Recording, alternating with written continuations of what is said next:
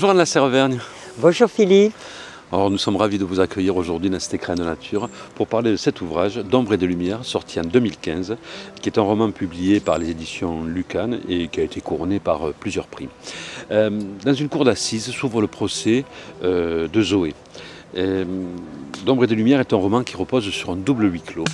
Expliquez-nous un peu la trame et le déroulé de cet ouvrage, s'il vous plaît, Anne.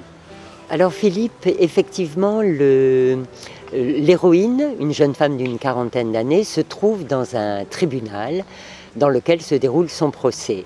Mais elle ne s'intéresse pas du tout à son procès, elle est enfermée en elle-même, d'où le double huis clos.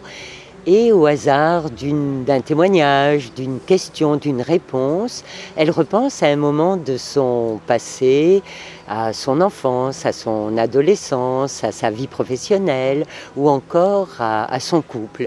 Et c'est ainsi que peu à peu, les éléments de sa vie s'assemblent, s'emboîtent les uns dans les autres, comme les pièces d'un puzzle.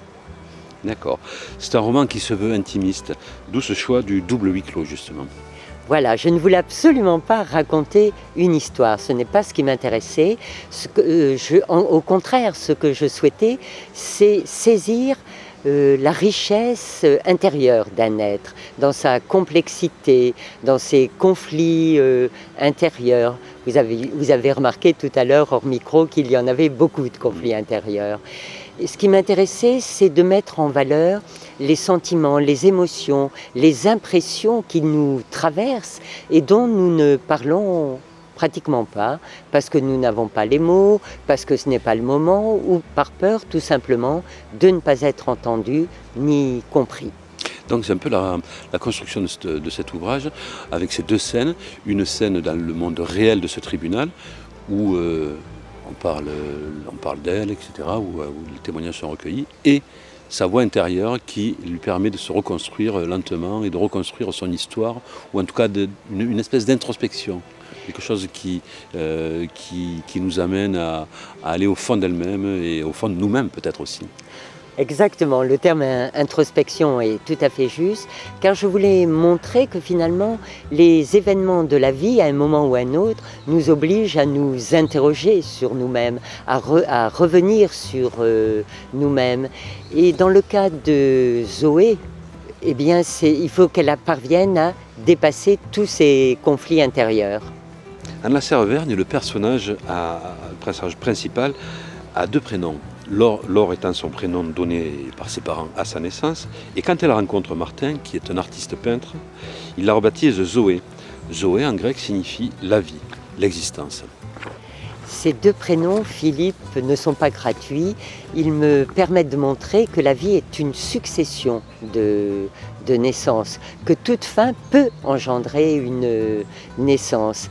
Et cela permet aussi à Zoé, l'héroïne principale, de comprendre que toute sa vie, nous endossons des rôles qui sont donnés déjà par la famille très rapidement, puisqu'on est la fille, la sœur, la cousine, et puis plus tard la mère, l'épouse, etc. Et qu'ensuite la société nous donne d'autres rôles et qu'il faut apprendre finalement à se débarrasser en quelque sorte de ces rôles pour parvenir à soi.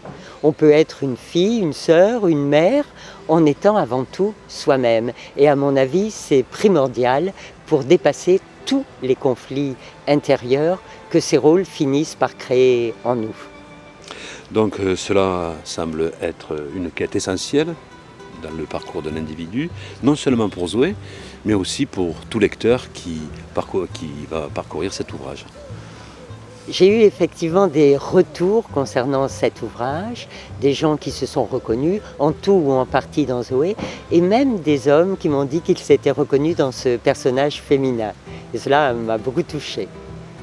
Merci Anne Lasserre-Vergne pour cet entretien, et on recommande évidemment la lecture de cet ouvrage d'Ombre et de lumière, écrit par Anne Lasserre-Vergne, et un ouvrage passionnant qui vous tient en haleine du début à la fin dans ce procès en huis clos qui se juxtapose sur deux scènes, donc le tribunal, donc la vie réelle, et la vie intérieure de Zoé, qui nous amène à découvrir à la fois ce qu'elle est, mais à la fois ce que l'on est aussi. Merci Philippe. Merci Anne.